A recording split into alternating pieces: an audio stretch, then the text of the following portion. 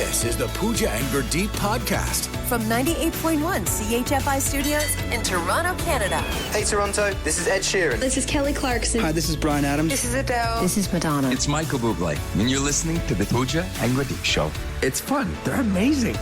So have you heard of the Great Cousins Decline? This is basically an article that came out recently that points to how we don't really talk to our cousins. Many of us don't really know our cousins. There's various reasons, from like distance to a lot of families just shrinking, people not having as big families as they used to. That's a global thing, like shrinking families, shrinking populations. Yes. So it's a cousins decline, it's a siblings decline, it's a people decline. And if you have siblings, maybe you don't actually understand the need for cousins. You're like, oh, well, I already have siblings, Right. so those are the people I keep in touch with, not my cousins. As someone who's got a lot of cousins and is close to almost all of them, having relationships with cousins is extremely beneficial, and here's why. It's because of our distance to our cousins that they are incredibly important to us. Because of our differences in socioeconomic statuses or growing up in different home environments, cousins often make good role models. They often don't ask as much of us as siblings do, like monetary support, for example. And there aren't really expectations around what a cousin relationship is. You don't really see that in pop culture. So they almost bring us like a more pure relationship in some ways. I love the point about cousin relationships aren't defined in pop culture, because so much of what we grow up with, we learn from pop culture, rightly or wrongly, and we put those expectations on our relationships with, like, what is a relationship with a cousin? I don't know what it's supposed to be. And I think of all my cousins. I have 36, by the way. Whoa! 36 first cousins. I've met all of them. I'm close with most of them. I've traveled around the world to be with them. We've done trips to different locations. You have like a group chat with your cousins? Yeah, absolutely. And I have different relationships with all of them. And there are no expectations, but they're beautiful relationships. Is it because it's cultural, you think? Because I know, growing up South Asian in our community, first of all, everybody's a cousin, everybody's an uncle, everybody's an auntie. Even if they're not related. It's so true. When you go to the corner store in India, you say brother, sister, uncle, auntie. The guy running the counter is uncle. Yeah. Yep. So maybe there's some of this is cultural, where you just look at everybody that way. You know how important those relationships are. But with fewer and fewer cousins, because people are having less babies and smaller families, maybe these relationships are also declining and shrinking. They're getting smaller for sure. I think of my nephews, right? My nephews don't have cousins. They're all teenagers. I don't have any kids that I know of. And my sister-in-law's brother, he's in his 50s. He doesn't have any kids. So they don't actually have... Oh, now, wow. they have people culturally they refer to as cousins, but they don't actually have any true first cousins. I remember growing up calling some of our family friends friend cousins. I don't know why. I just made up my own term for them. Is this how you qualify us as work friends? Yes. Just step into the friends, Pooch. It's okay. Who's the one with commitment issues here? They're Jeez. friend cousins, okay? Okay, That's sure. the way it works. But what about you? Do you actually talk to your cousins? I'm so curious. Is this one of those things where you're like, of course I do? Or are you I don't know anything about, I have a whole set of cousins that I've never even spoke to? Yeah, what are your thoughts on the Great Cousins Decline? Maybe you have a rich relationship with them. You consider them siblings, or maybe you're like, my cousins? Was done with them years ago. From CHFI Studios, It's the Pooja and Gurdeep podcast.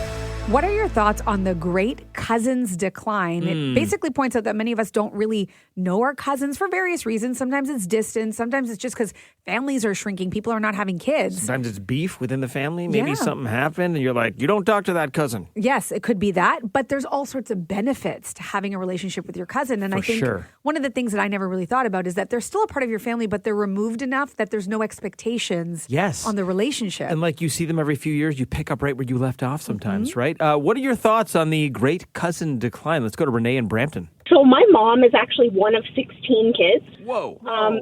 Yeah, so I have 40 first cousins.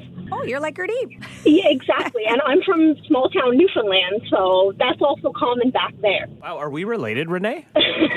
We might be. I'm close to some more than other because there's 40 of us, and my mom's one of 16. There's a big age difference between a lot of us.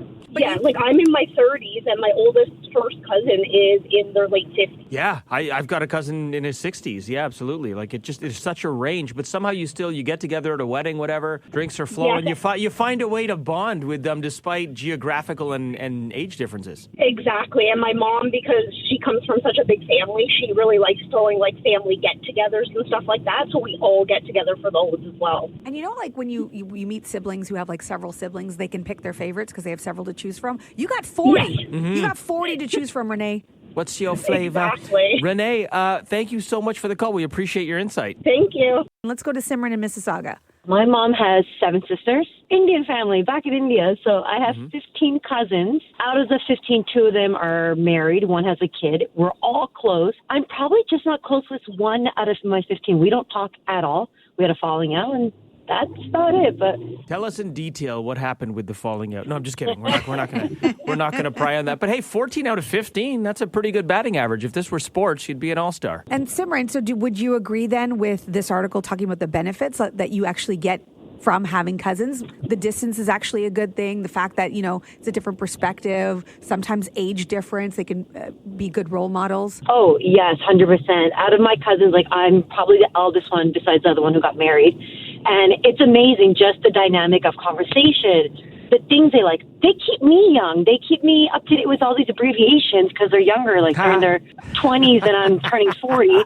So I love it. And it's a mix of girls and guys. And it's just, it's beautiful. I love it. Yes, that's fantastic. Simran, thank you so much for the call. We always love hearing from you. Thank you, guys. Bye. Have a great day. Keep your texts coming at 981-981. What are your thoughts on the great cousins decline? What are your thoughts on the great cousins decline? Let's go to Tammy in Brampton. Well, I agree with what you guys said.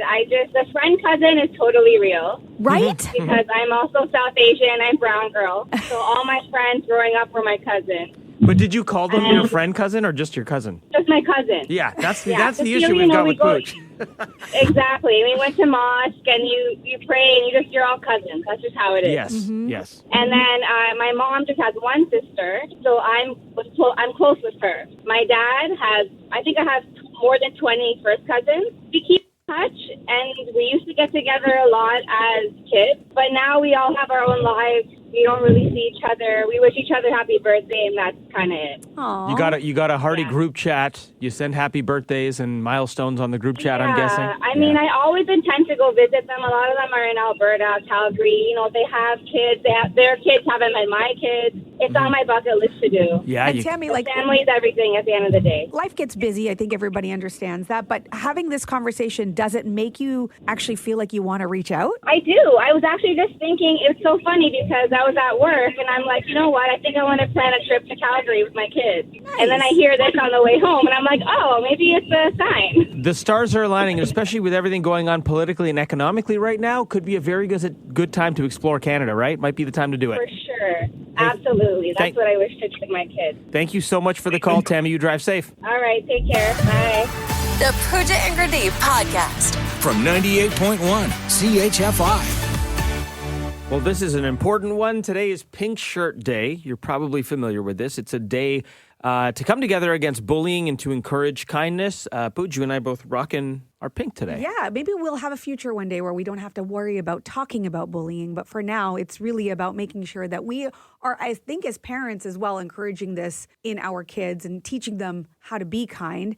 I will say, as a new parent, still have no idea what I'm doing, by the way. And does any new parent, though? Isn't everyone just figuring it out on the fly? And am I still new? How long does new count? You still have that new parent smell. Okay, good. So yeah. We're 2.5 years in. Once you stop counting your kids in months, I think then you're not a new parent. Okay, got it. All right. Okay, so I'm going to go with new still. And plus, I feel like every stage feels new, right? Uh-huh. And so I was actually picking up Sia from school, and I wanted to see her playing with other kids because I never get to see it. Like, I see what Sia's like at home, but I don't know what she's like at school. School Sia is very different. She could be very different. Maybe she's more sassy. Maybe she's less sassy. I have no idea. So I decided to hide behind a bush, as parents do. Wow. To watch her. I really hope someone saw you. Like, isn't that the girl from the morning show hiding behind a bush? I was watching her interact and play with some kids. And so this is what was happening. She was in a circle with a bunch of girls, and she was holding some snow in her hand. And then there was a big pile of snow in the middle of them. And a girl, we're going to call her Sarah, okay, who she talks about a lot. Sarah's like, Sia, put down the snow. And Sia's like just holding the snow. And she's like, put it down right now. Oh. And Sia's just like frozen, doesn't know what to do. And she's like, I said, put it down right now. And I'm like, do I step in? Do I say something? What do I do? And then Sia put it down. And then Sarah says, you can go now. You can leave. Really? And like kicked her out of the group. And right then I just jumped in and I went, "Hi, Zia, I'm here." And she was so happy to see me because I did save her. And then, I got to take her home. And on the way home, I'm like, now do I talk about this? What do I say? What should I have done something in that moment? Should I have stepped in? Should I have said, that's not really nice? So you witnessed Sia essentially getting bullied for the first time. I don't know that that's full on bullying, but it's unkind. But at age 2, it kind of, that's how it starts, I feel. It's unkind, but at the same time, Sarah is also a little kid. Sure. Right? So it's like, I'm not going to get mad at another kid, but at the same time, what was I supposed to do in that scenario? I don't even know to help the situation. I don't even know what the playbook is. I feel like you handled it well. You jumped in, you saved her, you pretended you didn't see it. I feel like that's probably what I would have done. I mean, I don't know if I would have been hiding behind a bush, but everything else I probably would have done. That must have been heartbreaking for you, though. Yeah, it was. And then the conversation in the car on the way home was, I was like, Sia, you should just say, like, that's not very nice. And, I don't like when you talk to me like that, or you should just walk away or ask a teacher for help. Like I said all those things. But in that moment, was there something I should have done?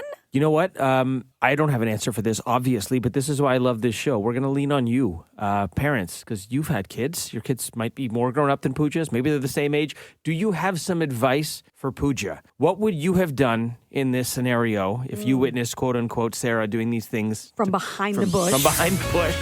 From CHFI Studios, It's the Pooja and Gurdeep podcast. You have some advice for Pooja? What would you have done in this scenario? Let's go to Jim in Scarborough. Pooja handled it correctly. Okay. I would have done the same thing. I would have saved her like you did. I would have had a conversation saying much the same as you did, which was you tell her that's not very nice. Don't talk to me like that. But my next step would have been to have made note of it and gone to, I would assume this was either the school or the daycare. I would have brought it up to them that this is what you witnessed, and hopefully this isn't an ongoing thing. I feel like part of me is like, I don't know if I'm going to be there to witness if it does happen again, so I probably should flag it.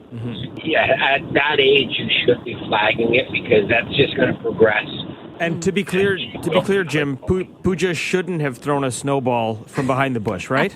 That would be the wrong move? Absolutely. Yeah, that would be the wrong move. Yeah, okay. This is why you don't ask me for advice on these things. I also have something for you, Pooja. Yeah? You said that you feel like a new parent, and Sia and Bodhi are both 2.5, or they're in their 2s now. Yeah. My children are in their 30s, and I still feel like a new kid, new parent. Okay. Everything is...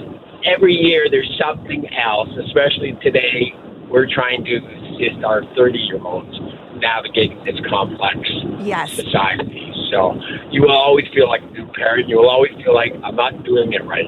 I don't know what I'm doing. I'm so glad you said that. There's no playbook, right? There is no playbook. Well said. That's really good advice. Thanks so much for the call, Jim. You're welcome. Have a great day. What do you do?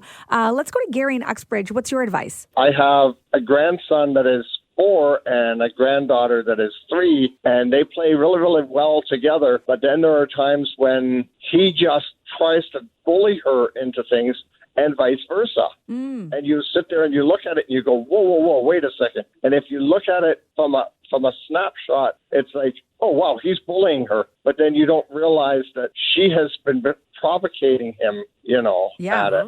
Okay. It's true. I don't know the dynamic. Like, I don't know what Sia's like and with Sarah. That's the whole thing. Yeah. That's a good point. Step back, look at it from 30,000 feet. But it's something that I would keep an eye on as well. Yeah. So more bush hiding in your future then, Pooch. I'm sorry. I hate to say it, but yes, you just sort of stand there and you stand back and you watch to see what goes on. Okay. I got a lot of snowbanks I can hide behind now. Yeah. Really, and there's a lot of times where kids will play and they won't even notice you there. Oh, yeah. She didn't know I was there. It's so true. Yeah. I'm also learning that Steph and I really messed up on your birthday gift. We should have got you a bush costume. So you could have just, like in cartoons, you stand up, take a few tiptoes, and then pop down. Gary, thanks for the call, buddy. Have a great one. You too. Bye. Okay, bye-bye. And this is why I asked them for advice and not you. You'd be so good in a bush costume, like tiptoeing and then just creeping down when the cartoon dog turns around to see if you're there. This is true. Interesting text coming in here from Laura, who is a CYC. She works with the higher risk behavioral issues. She said, The school probably has a policy of no throwing snow, so I bet the little girl was actually just mimicking the teacher, telling Sia to put the snow down, which is what she was saying to her, right? And sometimes you do see that, like in kids, where like you're like, where did they get that from? And they are mimicking like a parent or a teacher. So maybe that was what was going on. I hadn't thought of that potential. Yeah, there were little kids around, and it felt very mean, especially kicking her out of the group. Kicking her out of the group. There's no. Yeah. I'm not sure what was going on, but I think that's the part of this conversation is you don't really know the whole story. Yeah, you got to fill in the blanks. Sherlan writing in, I would have popped out from behind the bushes and said very sweetly to the girl, "Hi, sweetie, why are you being mean to Sia?" And waited for her little answer. Ha, ha, ha. Then added, "That's not very nice. You must be kind to your playmates, okay?" Oh, okay. All right, taking that approach. Another text coming in here from Jen says, be a both sides of the story parent and call your kids to task if they have a part in it, but also have their backs when they're the ones wronged. Ask daycare and school staff what they're doing to help the other child as well. It's not about punishing them. Punitive measures without teaching do not solve the issue. Oh, Jen, good advice. That's some deep advice. Yeah, I like the both sides of the story parent. That's good. That's a good one to end on. The Pooja and Gurdeep Podcast.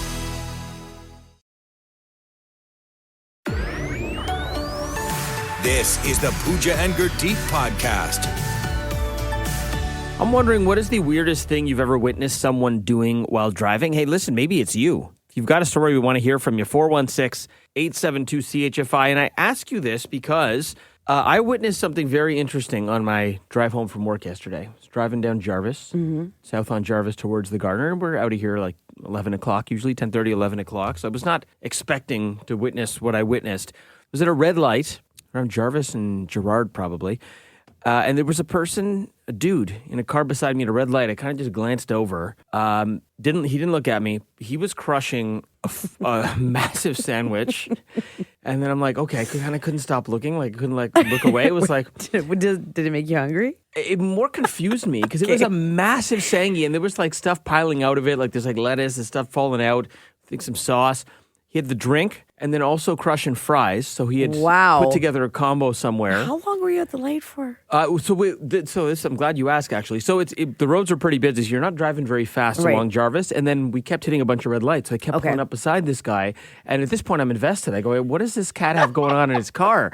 So he's also either on a very animated Bluetooth conversation. Wow, while he's eating? Yeah, or he was singing. I couldn't tell. Oh, I hope he was singing. Then I started switching stations to try to match. And see, like, what song is he singing to? I've done that before. Right? I'm like, how this person has, it's like driving was the lowest on the list of all the things this cat had going on. And I could not believe, I couldn't look away. Was he in a self-driving vehicle? He was not. Oh. He was not in a self-drive. I don't think we have those here yet. Not yet. But it was like, you're supposed to take like the sun. You take one glance and you look away. I just could not stop staring. There was so much going on. Did he finish eating by the time you left him? Following him? So I turn west to get on the Gardner, and this cat went another direction. You don't know what happened? So, no, I don't know what happened. You don't know if there was dessert? I don't know if there was dessert, if he finished the song, finished the conversation. Like, it was a lot happening, and it got me wondering, what is the weirdest thing you've ever witnessed or done? Have you ever witnessed anything egregious? I've seen people eat, never like a full meal like that. Yeah. But the funniest thing I think I've ever seen was someone brushing their teeth. What? Because I was like, where do you spit? Like, what is happening right now? That's a lot. Yeah, that feels dangerous too. It's weird. Because, like, I don't know about you, maybe it's TMI. Sometimes when I'm brushing, you kind of like, your gag reflex goes off too. Yeah.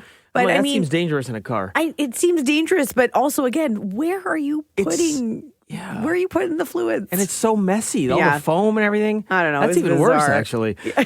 What is the weirdest thing you've witnessed in a car? Even better, if this is you, if you've done something. Sandwich guy, if you're listening, give us a call. Yeah, I want to know if you had dessert. Hoagie guy, we got to know, what was your situation? What were you singing to? What's the weirdest thing you've witnessed or done in a car? From CHFI Studios, it's the Pooja and Gurdeep Podcast. What is the weirdest thing you've ever witnessed or done in a car? Joanne in Orangeville, what was that for you? I saw a monkey in a car. I'm sorry, on the 400 highway. I was living in Schaumburg, and I was coming down to the city on the 400 highway, and I passed this car. I could swear I saw something weird in it, so I slowed down a little bit to let it catch up. And sure enough, it was a monkey loose in the car. Was it driving? No. It was just a monkey just hanging out, just jumping around. Was he like seatbelted in? Jumping around the car, and I'm like, oh my God, this thing could attack the driver, and we're all going to be killed. So it wasn't even like seatbelted or strapped in or anything, just a loose monkey. Nothing, a loose monkey. No. There's too many questions. It was the freakiest thing ever. Well, I think we have the title for the next podcast. Loose monkey. Oh, wow. Thank you for allowing me to share my fun story. Joanne, thanks for the call. We appreciate you. Have a great day. Loose Monkey, also a great band name. Yes. What are you doing this weekend? Oh, yeah, I'm going to see Loose Monkey at Lee's Palace. Yeah, it's going to be great. Yeah. They would play there. What is the weirdest thing you've witnessed in a car? I saw something wild on Jarvis yesterday. Guy crushing a full-on burger combo while having a very animated phone conversation. Let's go to Anonymous on the 401. What is it for you? The weirdest thing I've seen in my job is somebody at a traffic light actually changing a blouse at Highway 27 and Albion. You saw someone changing their blouse? Like where they stopped at a red light, though, at least? It was like stop and go traffic. So at one stage we thought it was like a joke or a mannequin or something. See, part of me, obviously, is very dangerous. We don't recommend or condone this. But part of me also admires just the dexterity of someone being able to do that. Because how do you even, to take a shirt off, it's so hard. Yeah. It was actually hilarious to look at it, how they were trying to, like a concussionist, to wriggle themselves out of the stock. And clearly also probably not wearing a seatbelt. Yeah, right? for sure. Definitely 100% not. It was like stop and go. Anonymous, thank you so much for the call. We appreciate Have you. a nice day, guys. You too. Take care. Be good. Bye-bye. What's the weirdest thing you've witnessed in a car? Text coming in at 981-981. Saw a Mini Cooper hauling a Johnny-on-the-spot porta potty on the 400. Couldn't not call it a Mini Pooper. Nice. I had to read that one. Thank you for the text. That's great. Chris in Mississauga, what was it? I used to be a truck driver, and I look over, and there's somebody playing the electric guitar and steering the car with their knees. What? What? Yeah. Someone was driving while playing the electric guitar. Absolutely. It floored me. I was on my motorcycle, and I took a look over, and I shook my head and backed right off. It was incredible. Was the amplifier sitting in the passenger seat? Was it plugged in? No, he was just strumming along, steering the car. The thing is, he was making lane changes, and it was almost perfect. That's insane. Wow. What song was he playing, and was he shredding? I have no idea.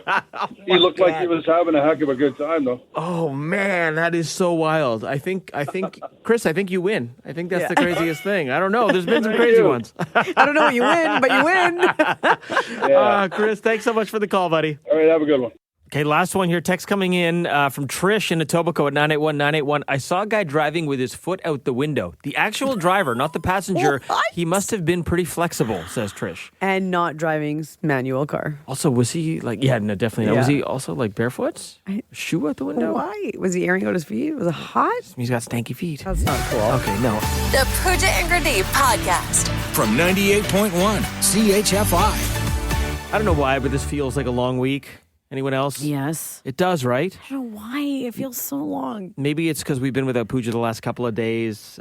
She deals with a sick child, or I don't know. It just feels like maybe it's just winter dragging on. Mm-hmm. Just the puddles everywhere, the slush everywhere, having to put on your dog's boots every time you want to take them outside. It's a lot. Yeah.